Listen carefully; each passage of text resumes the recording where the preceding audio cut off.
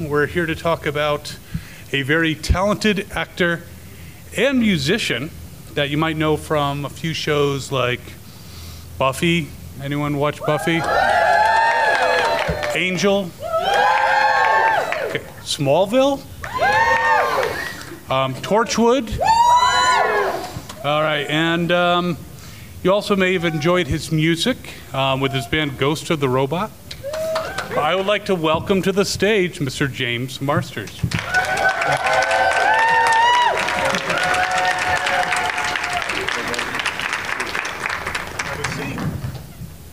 Hello, beautiful people.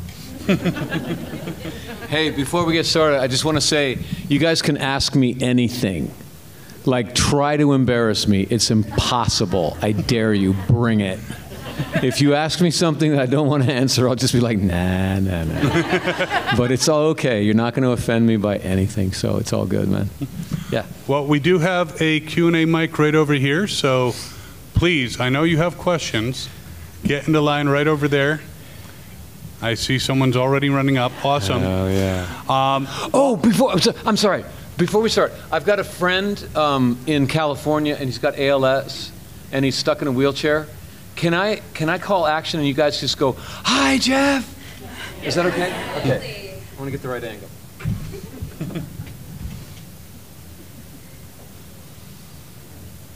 I'll go like that, and then you guys can go. Hi, Jeff! They got it in one take. That was great. He's going to love that. Okay, I'm back. Well, before we get to the first question, I just have a quick kind of warm-up question for you. Yeah. Obviously, you were Spike on Buffy and on Angel. Were there differences, adjustments when you switched to Angel? You know, my favorite part of Buffy was when I was ruining her day. Absolutely. Like I was like hunting her, or I was trying to give her a headache. Because like most secondary characters, they're always like, "What do we do now, Buffy? Good idea, Buffy. Everyone follow Buffy," you know? And I was always like, "Oh, Buffy is stupid. We're all going to die," you know? Like, that was a good role, you know? And then Spike falls in love with Buffy, and I'm like, "Oh, would you like a cup of tea, honey? Or would you like..." So, I mean, that was fun, too. It definitely was. It was all good. But when I got on Angel, and my job was to give him a headache, I was like, "Oh, I know how to do this." So it was kind of going back to the original irritating Spike, which is always really fun to play. But it was the same directors. It was the same writers, same producers. I'd worked with David a lot. So it was kind of the same job, except that Buffy shot up to 20 hours a day. Like 16 to 18 was normal, and 20 was not unheard of. And most TV shows go 12, because after 12 you have to pay the crew double time. It's golden time. And so Buffy just had more money. So Angel just shot 12 like a normal show. And I was like, "Oh, this is a minimum day, man. 12 is nothing." So it was easier, I'll tell you that, yeah. Well, that's awesome. Please.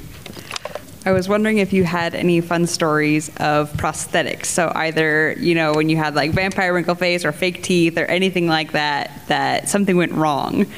I would get my mouth cut a lot.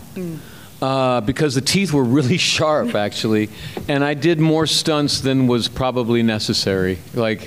Like one time, Steve, who was the stunt Spike, who was triple black belt, amazing performer, he comes up to me and he goes, "James, the stunt crew is very, very impressed that you like to do so many of your own stunts. But if I get in one shot per episode, my pay doubles. So do you mind?" You know?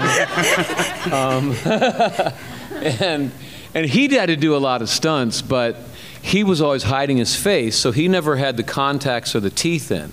And I kept going like, "Steve, try to sell a punch with the contacts, because the contacts give you tunnel vision. And when you're selling, like, if someone's hitting you, you got to clock it with your peripheral vision, and then, you know, hit at the right time. And it's just a lot of timing stuff just is foobar when you can only see that much, you know. But let's see. So the makeup actually only took 20 minutes. they did it so often they had that down. But we told the production that it would take 30 minutes because we knew that if you tell them 30 minutes, then they will always pressure you for less time. Can you do a little faster today? Every day they'll ask you if you do that. And the head of the makeup department, Todd McIntosh, was the only person to get an Emmy from Buffy. He's the only one to win. And he was a maniac. And when they tried to pressure him, he'd be like, "Get out of my trailer!" And he would throw things at them and he would start a war. So to save the war from happening, we lied and told them 20 minutes. Yeah, but most of the time it took 20 minutes and we'd sip tea and talk about the day for 10 minutes. Yeah. That's awesome. Thank you. I do understand that when they were giving you the vampire prosthetic, you had a scar and you thought, or you're going to have to cover this up. And they said, no, we're going with it. And they actually made it part of your unique look. Yeah, I have a scar from brass knuckles from Queens. So I was coming home. I think I was bar backing at that point. I was bar backing at the Hard Rock Cafe, and bar backing is like a bus boy for bartenders, basically. And so I had like $70 in my boot, and I was going back home, and I was living in a really rough neighborhood in Queens, in Astoria, down by the water, and I got jumped. And a guy just flew out of the darkness and he just popped me with brass knuckles, said, "Give me your money." Like an idiot, I said, "F you."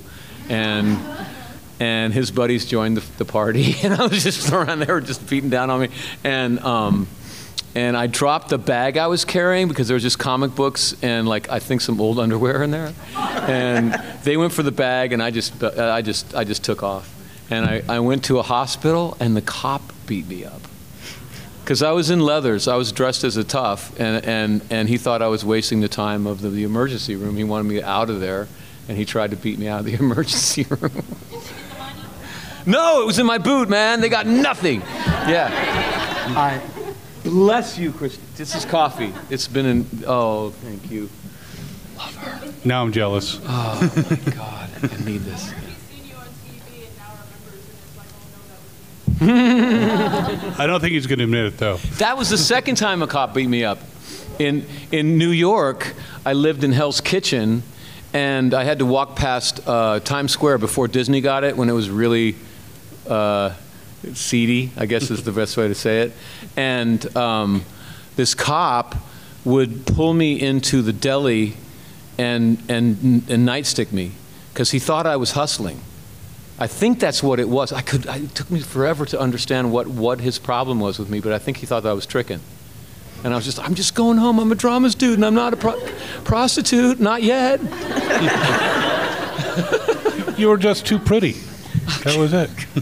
Oh, my God. Yeah. Anyway. Next question, please. Hi, James. Hey. So what's up with the band? We were supposed to record our next album on spring break, and the bassist was busy. And so now it's summer that we're going to do. Yeah. The band has always been hobbled by the fact that I'm usually filming something or traveling doing something like this. And then when we formed the band, 3 of us were in high school. And I told the parents, like the band is never going to ruin high school. Don't worry. Like, the school comes first. By the time they got out of high school, 2 of them went on to college. And by the time those guys got out of college, we got a new guy in who was in high school. And now he's in college. So it's a little bit confusing. You know, it takes a little time. But yeah, so we are definitely working on the next album. We were supposed to have recorded it already, but the schedule kind of screwed up. Yeah. Where did the name come from? Ghost of the Robot. So it was Charlie DeMars and I started the band, and we started just throwing around like what are central metaphors for you right now, and I was in Buffy, and the central metaphor for me was the Tin Man, because I was afraid that I was going to go through this experience of getting famous, and I would be hollowed out by it. And I was going to be able to make money, but I was going to become like a douchebag. You know, like if at the end of this road I had a big house and success, but I was one of those people that think that everything they say is funny and or interesting. Have you seen these people on talk shows? Mm-hmm. They tell a joke and they think it's hilarious, and it's just like, I guess people around you are laughing at that. I guess, wow. It's worse when they laugh at their own jokes before anyone else does. God, so I'm still, to this day, it's my constant paranoia that I'm gonna become a douchebag. So I was talking about that and about a Tin Man and losing my heart, and Charlie said, oh my God, I have a similar thing where I feel like R2-D2. He was 17 years old at this point. And I'm just trying to make it across the desert, and I've got wheels, and it's not really working. And then a pterodactyl, who are the females in my life, they come swoop me, they grab me and swoop me up and take me up to the clouds, and it's like, wow, this is amazing. And then they drop me, and I crash to earth, and I have to kind of like get back on my feet and continue down the desert. And so Robot was kind of in there. Ghost was the thing that I was afraid of losing, like your soul. Mm-hmm. And so, you know, Ghost, Robot, Ghost, and the band said, what about Robot Ghost? And I said, well, that's pretty good, Robot Ghost. But I thought, rhythmically, it would be a little better if you flip it, Ghost to the Robot. And history was made. Yeah, awesome. Young lady. Go ahead. I can't reach the mic. You can turn the mic down for her. Don't hit her with it, though. We don't have insurance. No, we do. What was your favorite episode of Buffy to meet? They're so hard to pick. Can I pick like 3? Because they're all my children, and it's like I can't pick just one. So definitely the musical, which is like one of the best episodes I've ever seen in my life. I can't believe I was in that. Like, it's awesome. And your songs were amazing. Thank you. Yeah. I sing them sometimes. I didn't know how to sing my song, how to I don't know if interpret it is the right word, but I didn't know how to approach my song. And I started playing it on the guitar, and suddenly it clicked, and I thought, oh, that's how we got to do it. That's how we got to do it. And I brought it to Joss, and I played it. And I was like, this is the song, boom, boom, boom. And he goes, well, yeah, if Nirvana was doing it, that's how we would do it. And I was like, yeah, exactly, right? And he's like, it's not the same thing, James. It's a different sort of thing. It's a musical version of rock and roll. But yeah, we had so much fun filming that. We were terrified in the beginning because a lot of us didn't sing. Like I was in a band, I was singing already, but a lot of the people didn't sing and they were very uncomfortable. But we decided, even though we knew that we were going to fail, we thought that the show was getting burned to the ground because no one was doing musicals at that point. We decided to try our best anyway, even though we knew we were going to fail. And I think that the theme of Buffy is don't give up. You know, like life can get hard, it can get painful sometimes, but it's worth it. And I think for one episode, we Hollywood actors, we actually lived up to the theme, you know. And then there's Fool for Love, where I got to do a lot of stunts. I got to fight Ming Lee, who is Bruce Lee's second cousin. And she played the Chinese Slayer in the Boxer Rebellion. And Ming Lee is not that much taller than you are. And she is the deadliest human being I have ever met by a mile. She is so liquid, she's so fast, and thank goodness she's a nice person. But I got to do stunts with her again on Runaways, and she was doubling a teenage character, and she hasn't lost a step. She's lightning fast. And when we were doing stunts, I was like, Ming, I'm older, you're not, I guess, but whatever, you know. And then the first one, School Hard, just because it was working. You know, like I was a poor theater actor, and I came down to Los Angeles because I needed money. You know, I became a father, and I realized in a flash when I first saw my son that a theater actor's salary was not going to cut it anymore. So I came down to Los Angeles, and within 6 months I got Spike. And during that filming, I was like, I don't think I'm going to be poor anymore. This is really working really well, you know. And so that was a really intense time, too. Good. Yeah. Thank you. Good question. Hello. Hey, are you Buffy in the burger joint? I'm actually from Merlotte's from True Blood. Okay, that's good too. I'm Sookie, yeah. Do you know who would win in a fight between the vampires of True Blood and Buffy? Oh, that's tough. No, Buffy, because we would demoralize them with superior dialogue first. I love it. Oh my God. Thank you. But Thank it's you a good for show. that. Yes. Okay, so you said embarrassing, right? Yeah, go for it. Can you sing for us? What? Sing? Yeah, I mean, Hell yeah. rock star, hello. Yeah. Katie, come out and play. I got a secret for you today. It's got your name on it. I hope I spelled it right. Oh, yeah. Thank you. Thank God I toured so much because I'm tired. That went all right. Okay. Hello, James. Can I have your coat, please? Yes. No, I'm just kidding. No, I'm kidding. I'm the one human being that cannot wear that coat. I've had it since the 80s, and I have not taken it off. Well, then I don't want to wear it because that's it. Here's my question. If we ever did get a new Buffy, will we get a new Spike? Or will we get the same irredeemable or maybe redeemed Spike?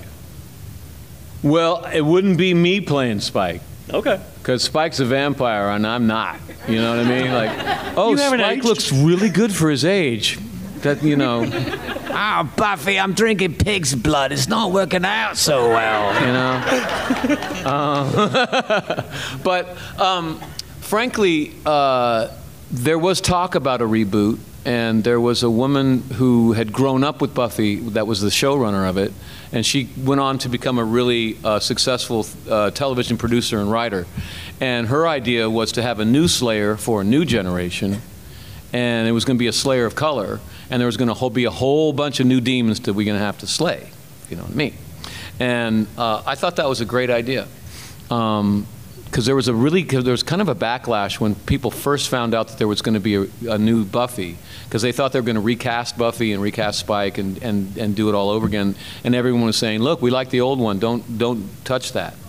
But then once people found out that it was going to be a whole new generation, everyone kind of relaxed, and I thought that was a great idea. Unfortunately, COVID hit, and I think it derailed the project, so I hope they're going to put it back together. One quick follow-up question. Would you ever consider being Doctor Who? In a heartbeat. Yes. I don't know, you already... It's too bad. I would like Spike to be the Doctor Who. I mean, that would be. But the thing is, you can't have Spike as Doctor Who because it's the same Doctor in a different body. So it wouldn't be Spike. It would be.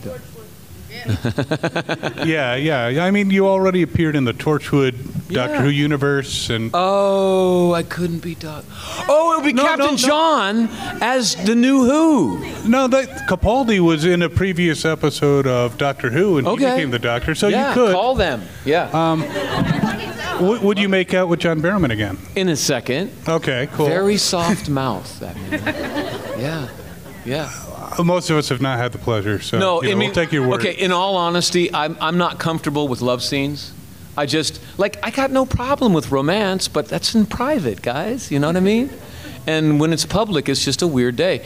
And so whenever I'm kissing, it's all about, do I trust this person to help me through an uncomfortable day shooting? And on that front, I probably would rather kiss John than anyone else I've kissed in my whole life. Yeah. Because we did a lot of stunts together. And when you do stunts together, you come to a level of trust that is kind of, you can't get it anywhere else. And like in Torchwood, we had that scene where we kiss each other and then we beat the snot out of each other. And like John wouldn't give up those gags. He comes from stage like I do, where you don't get a stunt man. He was like, I can do that.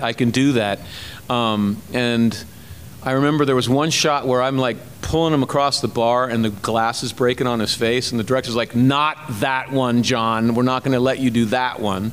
And John kept saying, no, I want it. And he finds like, look, pull me across and I will push the glass away with my hands as we go. And the director's like, fine. And we got it. So yeah, in that whole sequence, I think Stunts got in for 1 or 2 shots. But anyway, so I trust John very much. I'll kiss him in a heartbeat. Yeah. All right. Good to know. Please. Okay. Hi, James. When you first started filming Buffy, did you think it would have the effect on pop culture that it has? Like people still be talking about it 25 years later? Kind of. Yeah, I was a Star. Okay, I still am, but when I was young, I was a real Star Trek fan, like the original, because I'm old. The original Star Trek, and I watched those 20, 30, 50 times. And even though I knew all the dialogue, even though I knew the plot backwards and forwards, I still wanted to go back to that world. And I recognize that if you can make a show where something interesting or horrifying or new information is dumped every 4 seconds, if you can do it that often, it starts to bubble and you can start to create a world that you want to go back to. And I was thinking Buffy was doing that. And I remember going to the cast. It was like 3 o'clock in the morning.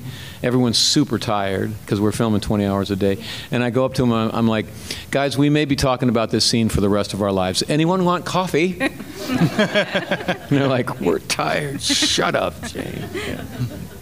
Awesome. Thank you. Yeah. Would you go into one of the new Star Treks now if you had the opportunity? Oh, yeah. They're great. Good God. Picard is awesome. Discovery is awesome. Have you seen the new John Delancey Q, his little... Oh, no, I haven't. Oh my gosh, it's great. Yeah? Yeah. It's so good. And he Anyways. looks great, too. Hi, I'm Beard Megan. and everything. I was Hey. actually the zombie Pokemon trainer on Friday. Oh, yeah. Awesome hair. So, I have a comment and a question. Is that okay? Okay. So I grew up with Buffy. I was born the year the movie came out. And I was 5 when the show came out. So me and the movie turned 30 this year. You look great. So that's fun. My question is, what do you like better? The great big huge conventions or like a small thing like this? Even though this was supposed to be bigger, but you I just like conventions, man. They both have their thing, you know? Like the big conventions have energy and confusion and panic and everything. Same. You know, it's kind of like, do you like Woodstock or do you like a jazz club? I love them both, you know? There's more time to talk with with people at a smaller con, and I actually like to talk with fans. If you guys have come to my line, you kind of know I tend to talk probably more than I should. You know, like sometimes, like my handler's always like, speed it up, James. We got a lot of people in line, you know. And so it's kind of nice when it's a little smaller, and I can just relax and we can talk about Buffy because I'm a fan of Buffy too. I'm a fan of the writing, which I didn't do, so I'm not bragging. But yeah, I just feel like everyone's beautiful, everyone's safe, and you can be whatever you want to be in a convention, you know? And if I get to like heaven and it's not like that, I'm gonna be like, St. Peter, let me give you some notes, man. You know, like there is a place down on earth that we do it right, yeah. Okay, James, this is from Sean. Yeah. And he wants to know, have you watched the 2 seasons of Luke Cage and seen the gender swapped of that Scottish play? Yes. Very tight. Very tight indeed. I got no notes on that one. Could Alfrey Woodward? Alfrey Woodward? Oh my God, so embarrassing. She's one of the best actors in America. And she played Macbeth. And she just killed it. Yeah. Yeah, absolutely wonderful show. How much time did you have to bleach your hair in Buffy? Okay, that was the only part of the job that was not fun. They tried to make my hair black, because when they cast me, there was only 3 days to go before they were shooting. So they tried to spray my hair black, and it didn't really look very good. And the hairdresser just said, so sorry, we're going to have to bleach you. It's not going to be pleasant because we don't have a lot of time. So we're going to bleach you today, and then we're going to bleach you again tomorrow. And that was really, really, really painful.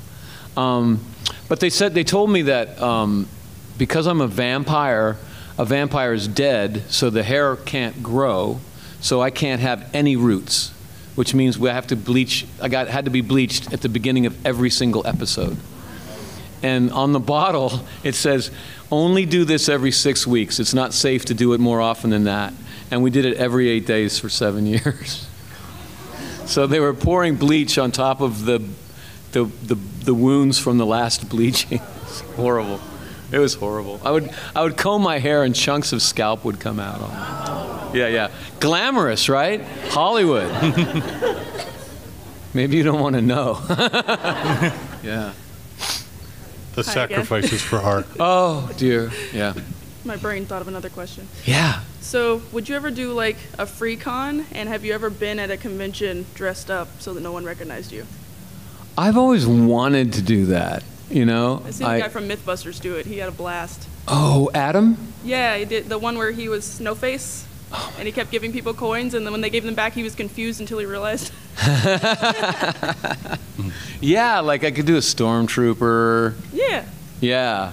I will say, there was one Halloween I went out and like my daughter, I couldn't take her out trick-or-treating when I had the blonde hair. And I kept telling her, like, if I come out with you, then it's not going to be about Halloween very quickly, and it's not going to be fun. And she's too young to understand. But there was one year where on Halloween, I was working Angel, and I happened to be in Vamp Face that day. And I just got an idea, and I was like, can I keep the coat and the costume, and can you keep the makeup on, and I'll take it off myself? And they trusted me to do that, which was like a big thing because you can really damage your face if you don't do it correctly. And they, like I knew makeup, and they knew that I knew makeup, so they're like, yeah, just do it right. And so I went trick-or-treating in full Vamp Face, and the only thing anyone ever said was, great Spike. And I was like hiding from the world at that point because like back then I had about 10 seconds before a crowd formed. And I was just out in the world like a normal person. I was like, this is what it feels like. This is great. Yeah. And yeah, free cons, yeah. Why not? I do if I'm know not busy, which I often am, but yeah. I do know at Dragon Con they occasionally dress up guests and they just wander the floor. Robert Carlyle, if anyone's seen Once Upon a Time, dressed as Rumpelstiltskin and was... I took a picture of him and I'm like, you look so spot on. Didn't realize it was him. and then someone said something and he said, well, of course, dearie. And then the cat was out of the bag. So it was like, he had to like go back. It's like, yeah, I talk. But yeah, if next time you're at Dragon Con, you might say, hey, can, hook me up. Yeah. You need to do that at some point, and then like see a kid that is obviously a Buffy fan, and just like lift your head and wink at him. That would be awesome. I would love it. Hello, how you doing? Good. Given all your successes and accomplishments, what dreams or endeavors do you have next, and how do you plan to get those done? You know, I'm a full believer in John Lennon, who said that life is what happens when you're busy making other plans. Like, if you ask an actor what they want to do, or what kind of role they want, or what kind of plot that they want if they have a role, it's going to be some form of make me look cool.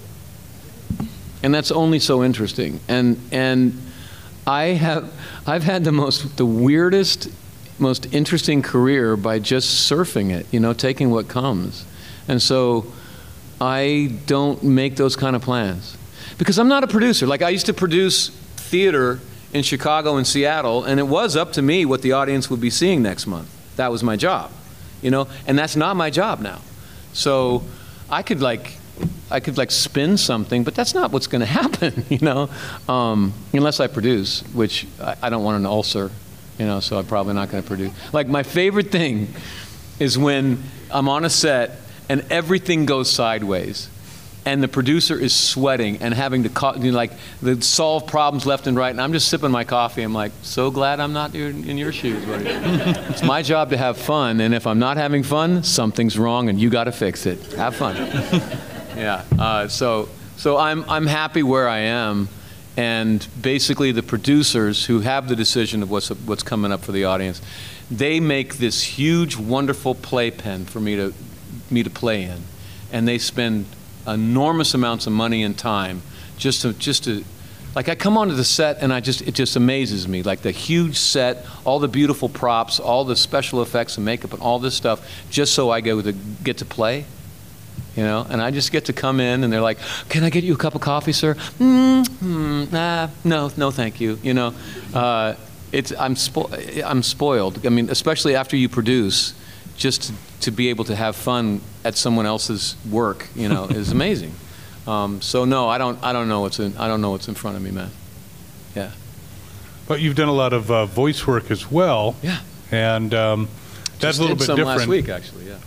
Anything you can reveal? Nope. Okay. We don't ask any questions beyond that. Yeah. Sorry. I've learned, usually if I'm involved with something, they usually like to talk about it in their own way. Yeah. And so I just don't ever talk about it. I loved you as Lex Luthor in Superman Doomsday. You were just a very very hardened Luthor to the role. I was trying to make it sound like Hugh Hefner, like an evil Hugh Hefner, because he was hitting on Lois all the time. And I was like, this should be like a pervy kind of guy. Like Hugh Hefner. I didn't want to say pervy, but you did come off as a little pervy. But then I got Lex Luthor on a video game, DC Universe Online, and I go in to record him, and I'm giving them the Doomsday voice. And they're like, James, have you seen the artistic rendering of your character in the video game? And I'm like, no. I'm like, can you come in the booth, please? and I go in the booth, and they show me the rendering, and like Lex has got battle armor on with like rocket launchers on both shoulders. I'm like, oh, butch it up a little bit. They're like, yeah, a little bit. Can I? Okay. Yeah. Awesome. Please. Okay, you've got so many wonderful characters, and each character that I've seen you, which is all of them just about, they're memorable. I mean, you watch the program, the movie, and you walk away and you remember the character you were. Mm-hmm. That's like, it stands out. So I know you're going to say like a lot of it's attributed to the writers, but a lot of it's you too, bringing those characters to life, bringing them off, those words off the page, and you make them come alive for us. Yeah. So thank you for that. So my question is there any character that you would just absolutely love to tackle? It would be a challenge for you. You haven't maybe done a character like that, but you would really like to maybe give it a shot. Just try it. I told my agent recently that I would like to play a nice person. Because like I'm a nice person, you know? And it would be nice to play that on film, you know? But you have played nice. Well, maybe nice again, you know, because it's been a while. Dad in A New Life. Yeah.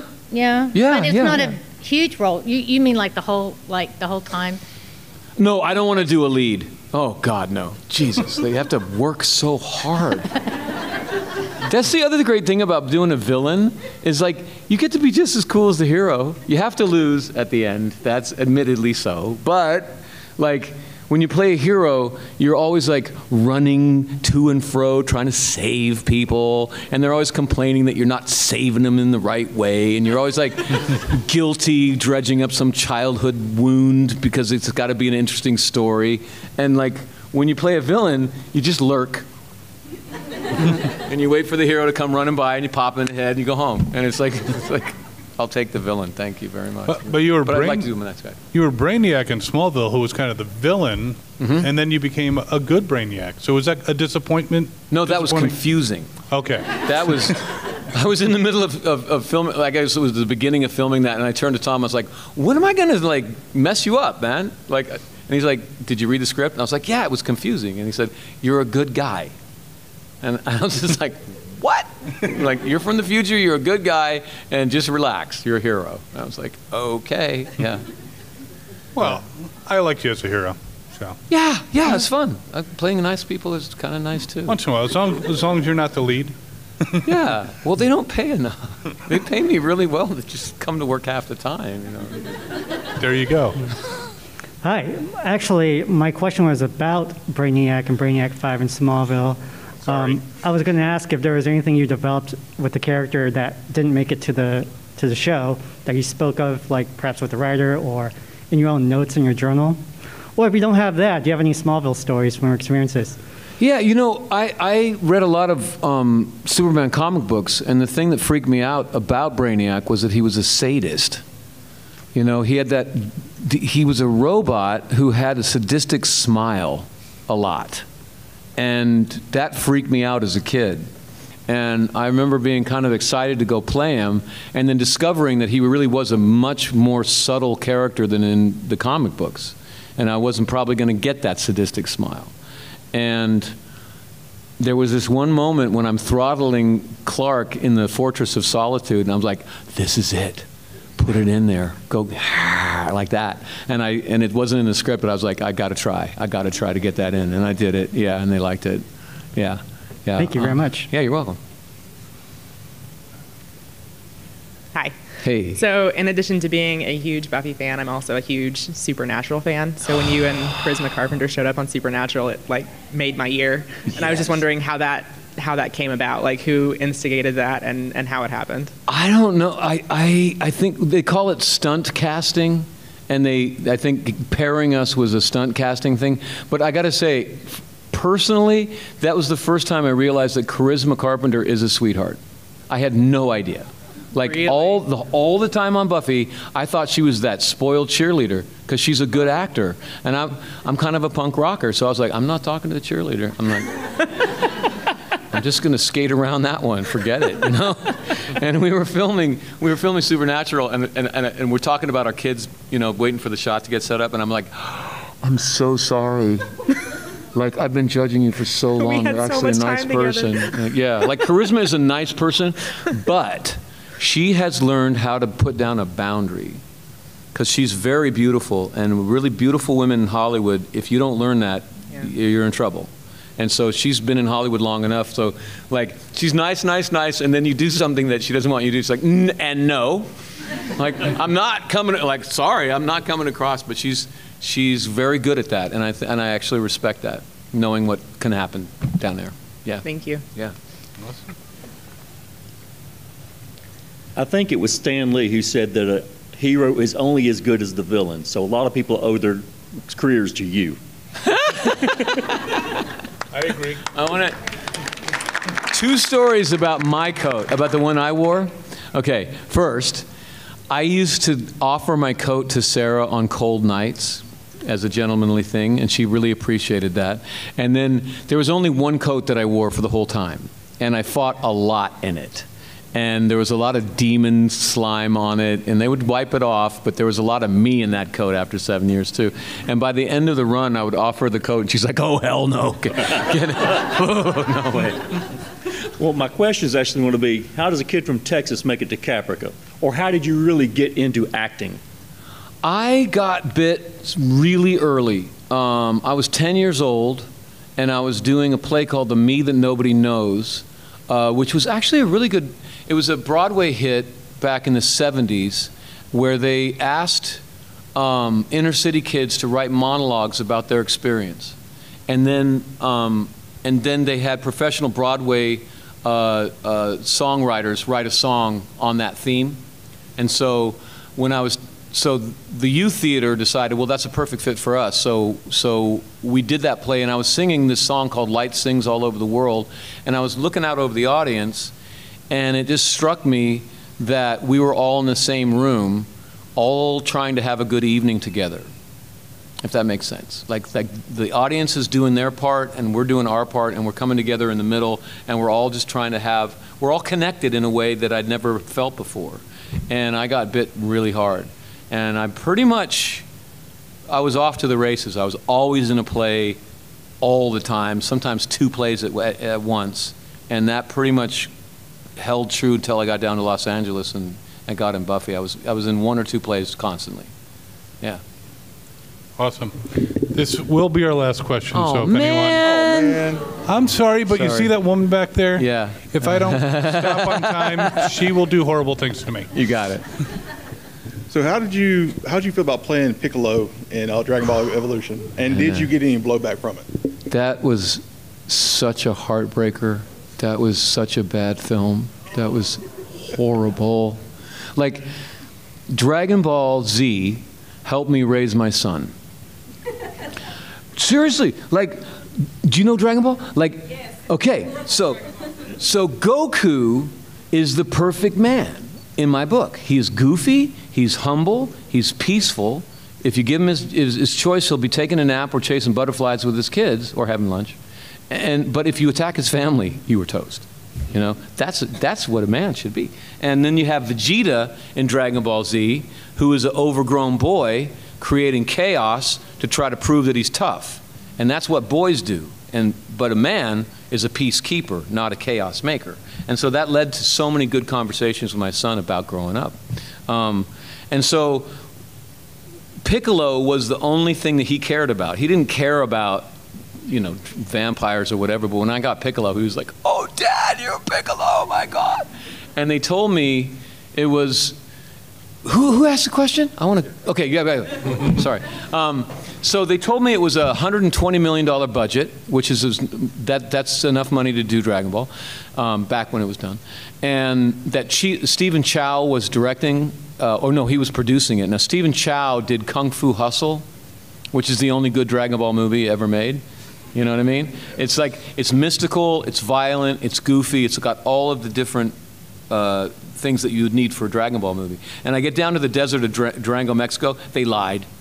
It was a $30 million budget, and Stephen Chow was just on paper to fool us down into the desert. And I remember spitting into the sand with Chow Yun Fat when we found out. We were both just like, "God damn, son of a bitch," you know. Yeah. So it was, I guess 20th Century was losing the rights. They'd bought the rights and didn't do anything with it, and they were about to lose it, and they wanted to crank out something before they lost it, and so it was just a nightmare. They didn't even want to make me green because some executives said that too many characters were green in movies this year. And I kept saying, if I'm not green, all of our careers are over. Dragon Ball is a worldwide phenomenon, man. And so I was in the makeup chair for 14 hours the first night. I refused to get out until I was green. And they said, "We're going to fire you." And I said, "Fine, but I'll be right here. You know, I'm not quitting, but I'm not getting out until I'm green." That's the main reason I watched that movie. I couldn't save it. Excited for it. That was it. Yeah. Oh man. But so I made friends with Chris Sabat, who's the real Piccolo, and who directs all of the voiceover for Dragon Ball, the good one, the real one. And when Super came out, I went up to Chris and I was like, "Can I just have 4 lines? Can I just be like the mailman or something? Because I need redemption so bad, please." And he goes, "I don't know, James. Let's get you down to Texas and we'll put you through the paces, shall we?" And I was like, "Cool." And I flew to the studios where they do the voiceover, and he, you know, for an afternoon we worked together. And he gave me Zamasu, which is one of the bigger villains of Super. And I was just like, "Are you kidding me? Oh my God!" And I was fanboying out on myself, you know. And when I was doing the Dragon Ball screaming, they were like, "Dude, that's some of the best Dragon Ball screams we've ever heard," because most voice actors try to protect their voice, but you just punk rock it and you just like shatter your vocal cords just going for it. And I'm like, "Yeah, man, it's Dragon Ball." Yeah, so I had fun. Guys, it was so fun to talk with you, man. Super good, man. Are you going back to your table? I am. I'm going to go do some of the professional photography, and then I'm going to hit the table, but kind of quick because I got to catch the plane. But I will be there. We'll just be moving. That's all. Right on. Thank you so much, James. Thank you all.